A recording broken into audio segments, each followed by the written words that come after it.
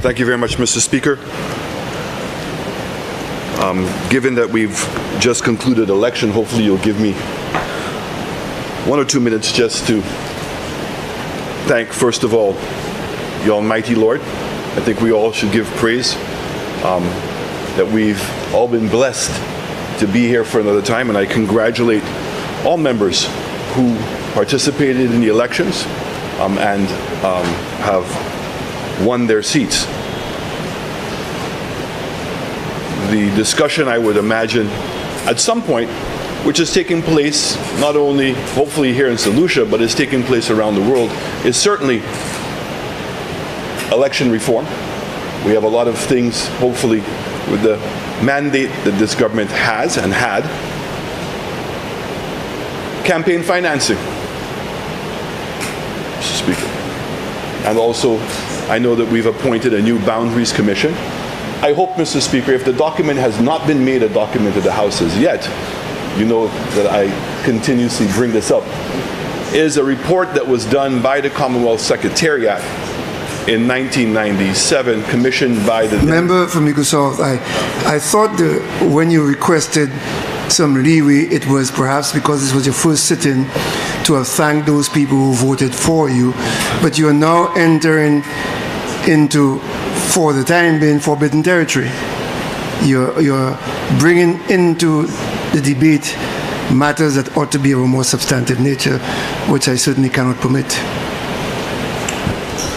Very well, Mr. Speaker. Let me proceed.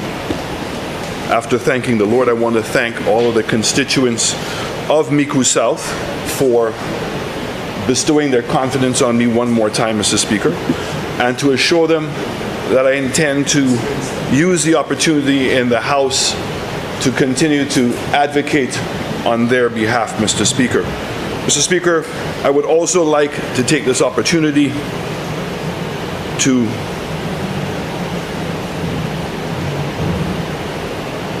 recognize the contribution of some persons who have passed in the last couple of weeks, Mr. Speaker.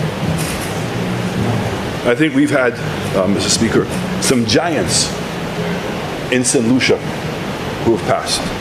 I speak first of all of Lucia Joseph, a person that I have known for many years, Mr. Speaker, going back to the time of Director of Tourism.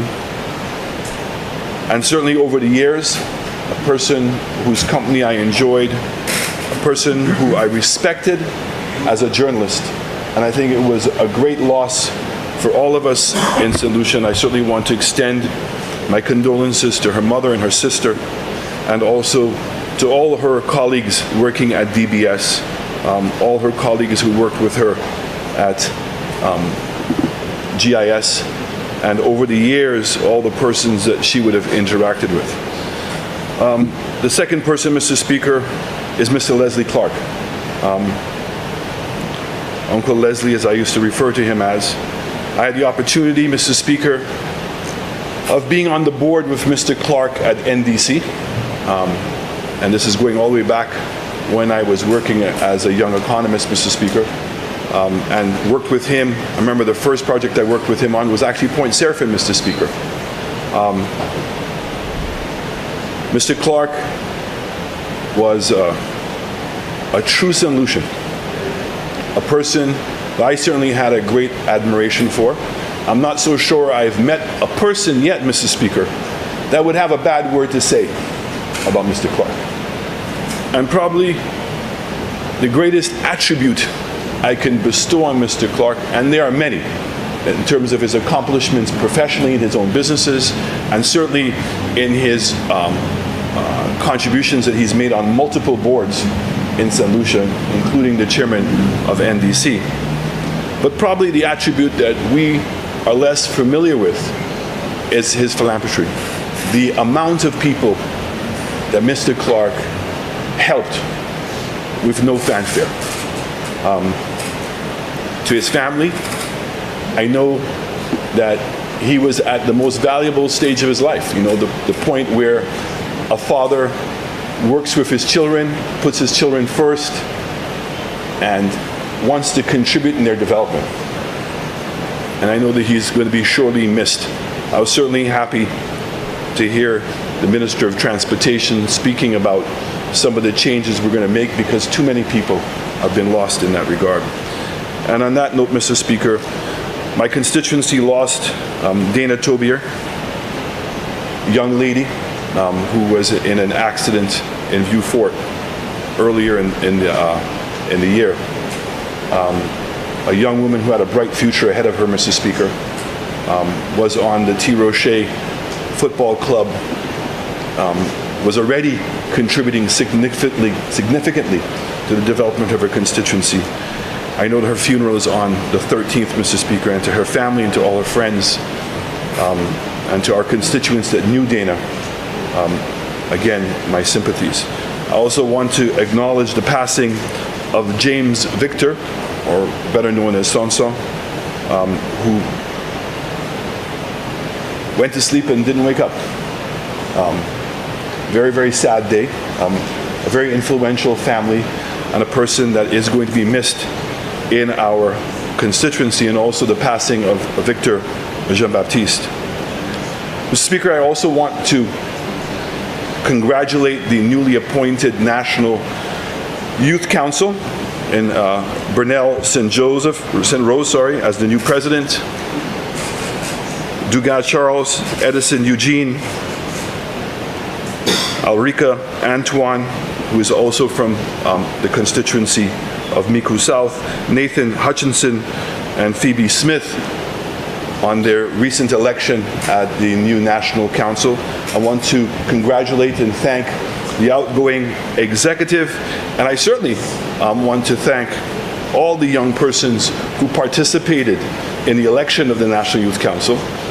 Even though they may not have won their nomination, I want to encourage them to continue to participate in doing things to help represent the young persons of this society, but even more importantly, in participating in our institutions. Mr. Speaker, I'm a bit confused by what the Prime Minister has presented, and I hopefully, in the greatest amount of respect, hopefully I can get some explanation. When I read this amendment, what I understood it in saying, Mr. Speaker, is that the statutory bodies, which the issue that the Prime Minister was bringing up, the member from Castries East, that it was giving them permission to enter in contracts. Statutory bodies have always had the ability of going into contracts. The issue that the amendment that's made here, Mr. Speaker, is requiring the statutory bodies to present those contracts to the Contract Commission. That's the difference. Because the statutory bodies have been operating by themselves. And it brings up an important bill that came to this House, Mr. Speaker, where the government sought to obtain a government guarantee for the NLA to borrow monies. And I remember standing in this same House, Mr. Speaker, and asking whether, in fact, the NLA, which was not designed to implement construction projects, was going to have to follow any kind of procurement guidelines. So I see this amendment, Mr. Speaker, addressing that issue, and I'm very grateful for that. But we also have to see that there is going to be the practice, as by the Financial Act, that these contracts are going to go through the Contract Commission. I say Contract Commission, let me get the proper name for it, Mr. Speaker. It is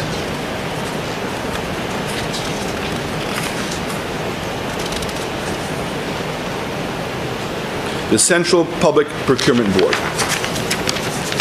So it says, Mr. Speaker, Section 2 of the Principal Act is amended by deleting the definition of accounting officer and by substituting the following.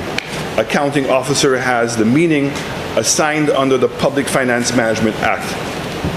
Deleting the definition for board and by substituting the following. The board means the Central Public Procurement Board. So what this amendment is doing is now requiring, if I understand it correctly, that all contracts that statutory bodies are going to have to enter into are going to be required to submit those contracts to the Procurement Board. The question I would like to ask, Mr. Speaker, whether the Prime Minister, the Minister of Finance can answer it, or the Attorney General, or anyone can answer it.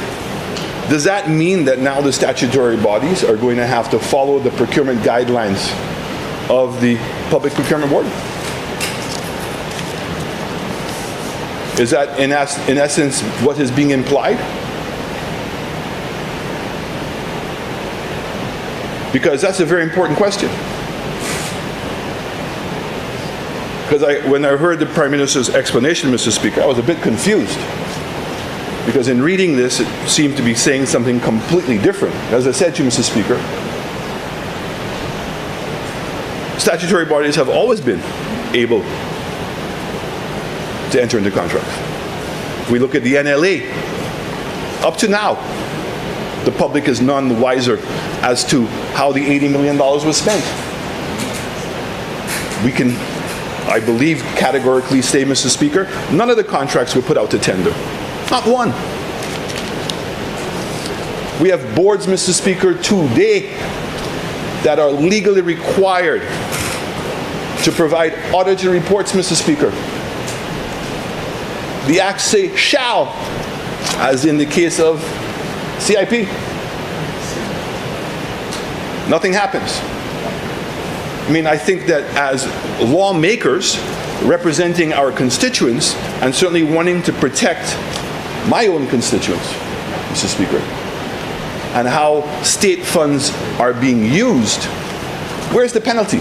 Have we gotten to the point now, if a statutory body that's required to do something by law, i.e. in this particular case, provide the contracts to the Procurement Board, and I ask the question again, in providing the contracts to the Procurement Board, is it simply just an administrative thing so that there's a document of the contract? At least we would have that.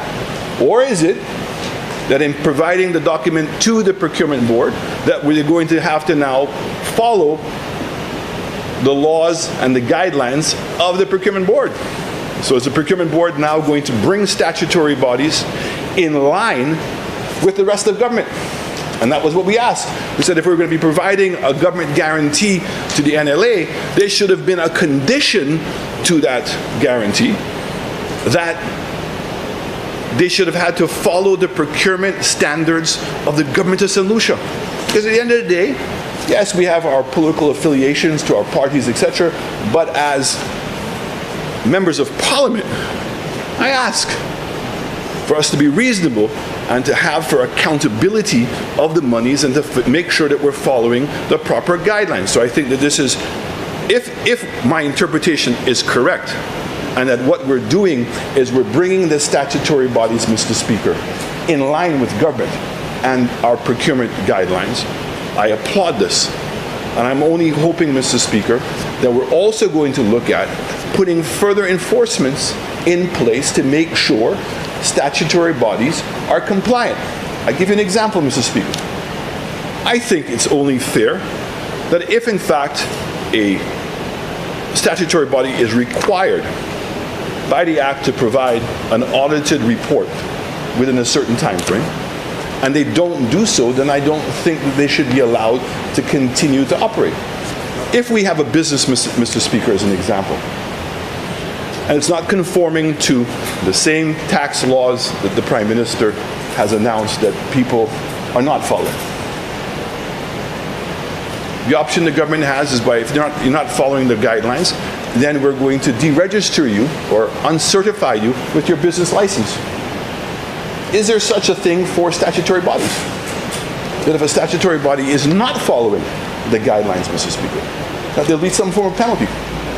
And I think as lawmakers, that when we're now drafting these laws and approving these laws, I think that we should be more draconian in making sure that what the intention of Parliament is, which I always assume is to protect the interests of the people of St. Lucia, that we're going to put in some stiffer guidelines and some stiffer penalties for agencies that are not conforming. And so I really want to applaud the government on this initiative, if in fact my interpretation is correct. If my interpretation is not correct, I certainly would like to hear an explanation as to what is it that we're intending to do here. Because this is very clear that what has changed is that the contract has to go to the Procurement Board. And is the Procurement Board simply acting as a rubber stamp?